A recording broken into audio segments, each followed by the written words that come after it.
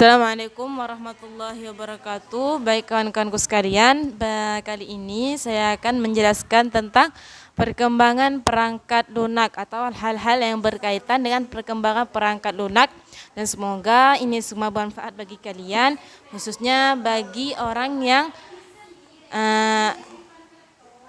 mendalami prodi sistem informasi. Dan ini juga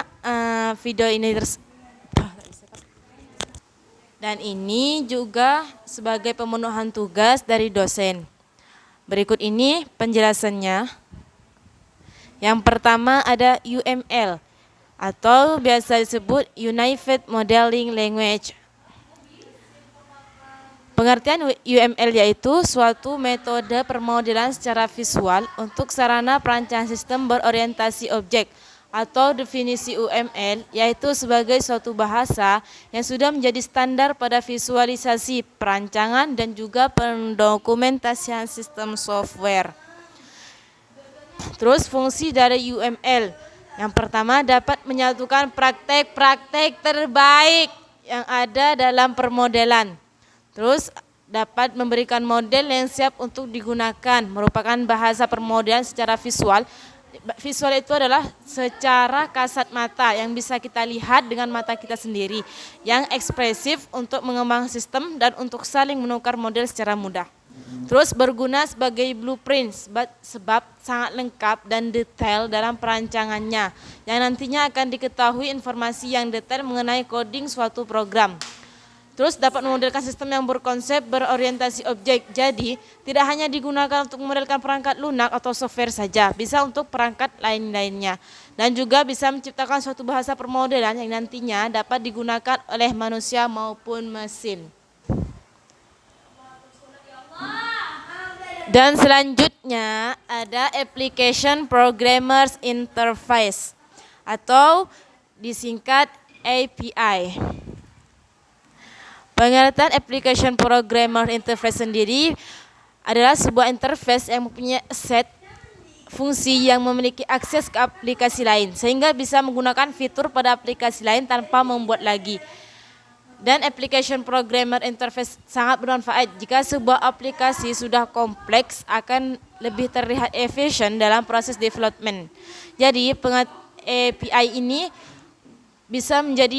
bisa kita sebut sebagai jalan pintas, yang mana kok misalnya kita membuat suatu aplikasi yang mana aplikasi tersebut sudah lengkap, kita bisa pergi ke aplikasi lain atau pindah ke aplikasi lain bisa melalui Application Programmer Interface itu. Orang juga mengenal yang namanya web service. Fungsinya cukup mirip dengan API, yaitu menjembatani sistem-sistem dalam suatu jaringan yang memungkinkan interaksi antar sistem-sistem tersebut. Keduanya itu sama-sama menghubungkan sistem. Perbedaannya hanya terletak pada web service adalah sebuah tipe dari API itu sendiri.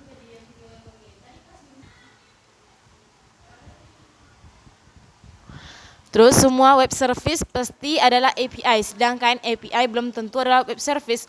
Beberapa hal yang bisa menjadi inti dari perbedaan API dan web service. Berikut ini ada perbedaan antara web service dan API. Yang pertama, web service selalu menggunakan jaringan, sedangkan API tidak. Terus yang kedua tuh, web service hanya menjembatani sistem-sistem, sedangkan API bisa memfasilitasi interaksi antara sistem atau aplikasi yang berbeda.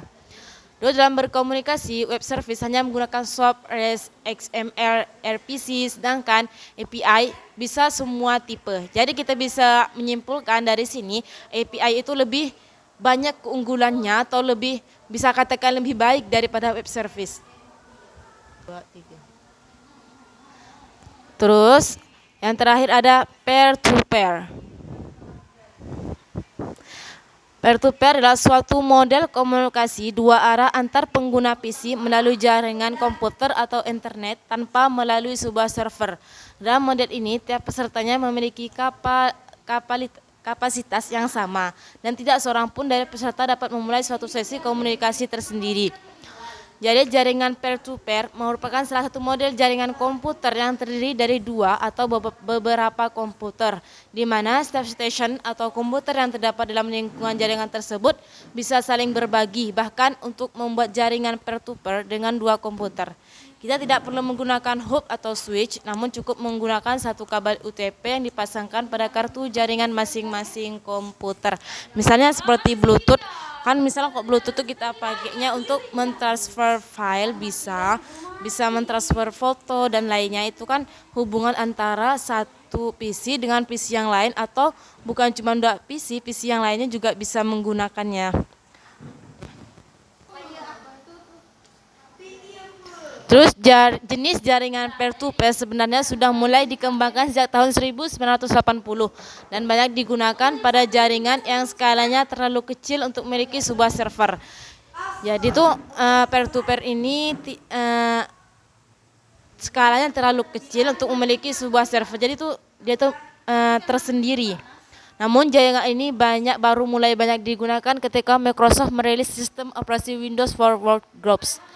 Terus berikut adalah karakteristik dari jaringan peer-to-peer, antara lain yang pertama, tidak memiliki sebuah komputer yang berfungsi sebagai server terdedikasi. Terus setiap komputer dalam jaringan menggunakan server dan sekaligus juga klien. Tidak adanya kontrol pada pengaturan keamanan jaringan. Dan terakhir, tidak memerlukan spesifikasi komputer yang setara untuk dapat terhubung dalam suatu jaringan. Mungkin hanya ini yang bisa saya jelaskan, kurang lebihnya saya mohon maaf. Mungkin ada yang salah, tolong dikritik atau dikomen, bisa di subscribe juga. Wassalamualaikum warahmatullahi wabarakatuh.